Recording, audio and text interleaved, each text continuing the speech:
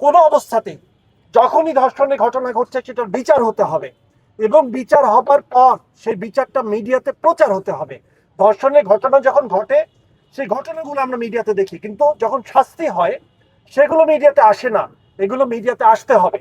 দ্বিতীয়ত, সরকারকে মনে রাখতে হবে আইন যথেষ্ট পরিমাণ আছে, কিন্তু এই আইনের প্রয়োগ করতে হবে। কেন করতে পারেন না? কারণ অধিকাংশ সময় আমরা দেখেছি ধর্ষণের ঘটনাগুলোর সাথে রাজনীতি কোনো না কোনো ভাবে জড়িত হয়ে যায়। এবং মনে রাখতে হবে, কিছুদিন আগে যে ঘটনা আমরা দেখলাম, একটি দল, সেই দলের কর্মী সে ধর্ষণের ঘটনা ঘটিয়েছে, আরেকটি দল তাকে বাঁচিয়ে দিয়েছে। তার মানে মনে রাখতে হবে কোনো দলেই ধর্ষক কিন্তু আপনাদের দলের জন্য ভালো কিছু না। সুতরাং রাজনৈতিক দলগুলোর কাছে আমাদের দাবি, এখানেও আপনাদের জিরো টলারেন্স পলিসি থাকতে হবে। কেউ যদি কোনোভাবে এগুলোর সাথে জড়িত থাকে তাদেরকে বহিষ্কার করুন এবং তাদের প্রকাশ্যে শাস্তির ব্যবস্থা করুন, জানিয়ে দিন। আরেকটি বড় জিনিস আমার কাছে মনে হয়, আমরা এই ধর্ষণের ঘটনাগুলো যখন দেখছি, যে ঘটনাটি লেটেস্ট যেটা দেখলাম আমরা, এখানে কি হয়েছে, এটি কিন্তু পেডোফেলিয়ার ঘটনা। এরা মানসিক ভাবে বিকৃতির কারণে এটা হয়েছে। এই যে মানসিক ভাবে বিকৃতি, এই ঘটনাটা যদি ভালো করে দেখেন তাহলে ইনি কিন্তু আগে একবার শাস্তি পেয়েছিলেন, জেল ছাড়া একজন আসামি। আমাদের দেশে যারা জেল থেকে বেরিয়ে আসে এই ধরনের ঘটনা ঘটিয়ে, তাদের কোনো রেজিস্ট্রি রাখা হয় না।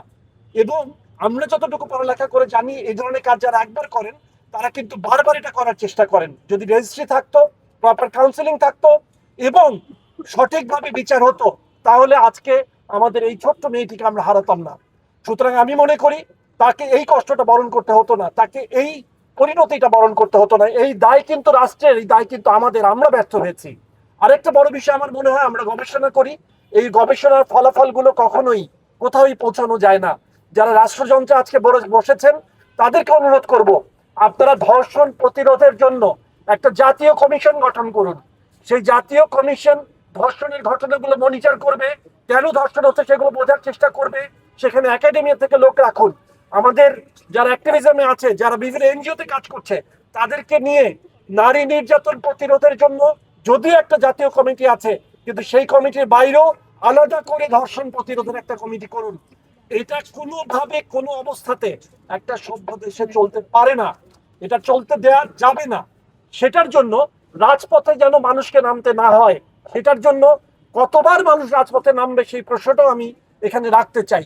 আমার ফাইনালি যেটা বলতে চাই, আমাদের বিভাগের সবার তরফ থেকে এটাই যেন শেষ ঘটনা হয়। এরপর যেন আর কোনো ঘটনা এই দেশে না ঘটে। যে ঘটাবে, যেখানে ঘটাবে, প্রকাশ্যে তাদের শাস্তির ব্যবস্থা করুন এবং রাষ্ট্রীয় পর্যায় থেকে সবাইকে জানিয়ে দেন তাদের শাস্তি কি হয়েছে।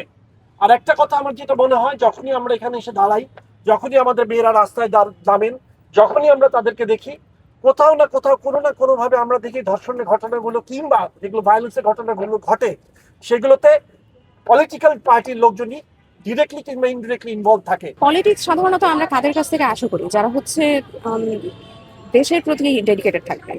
কিন্তু পলিটিক্সে বর্তমানে যারা যায় নিজেদের স্বার্থের কারণেই যায়, এবং পরবর্তীতে দেখা যায় যে যে ধরনের শুধু ধর্ষণই না, যে কোনো ছোটোখাটো বড় যে কোনো ঘটনায় ঘটুক, সেইখানেই দেখা যায় যে রাজনৈতিক ব্যক্তিবর্গের হাত থাকে, অথবা যারা করেছে তাদের পিছনে আবার রাজনৈতিক ব্যক্তিবর্গের হাত থাকে।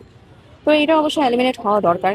আমি মনে করি যে হচ্ছে এই ধরনের ব্যাড ইম্প্যাক্টসগুলোর পিছনে যে রাজনৈতিক ব্যক্তিবর্গের হাত থাকে বা ইনফ্লুয়েন্সগুলো থাকে, সেটা সবার আগে আটকানো দরকার। সেই ক্ষেত্রে যদি